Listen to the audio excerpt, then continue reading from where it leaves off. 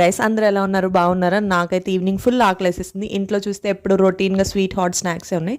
So వెరైటీగా చేసేస్తున్నాను. First అయితే ఆయిల్ తీసుకుని దాంట్లో గార్లిక్ అలాగే కొంచెం ఉల్లిపాయ పచ్చిమిరపకాయ వేసి సాటే చేశాను. ఫ్రిడ్జ్లో చూస్తే 2 పావు ఉన్నాయి. దాన్ని చిన్న చిన్న పీసెస్ కట్ చేసేసుకుని వేసేసాను అనమాట. ముందుగానే క్యాప్షన్ చదివేసేయండి, డిస్క్లైమర్ ఇచ్చేసాను, వింత వంట అని. నన్ను ఎవరు తిట్టుకోకండి బాగోపోతే. సో ఆ పావు వేసేసి దాంట్లో కొంచెం ఉప్పు, కారం, గరం మసాలా వేసేసి నీట్గా సాటే చేసేసాను. సాటే అయిపోయినాక దాన్ని తీసి పక్కన పెట్టేసుకున్నాను ఒక బౌల్లో.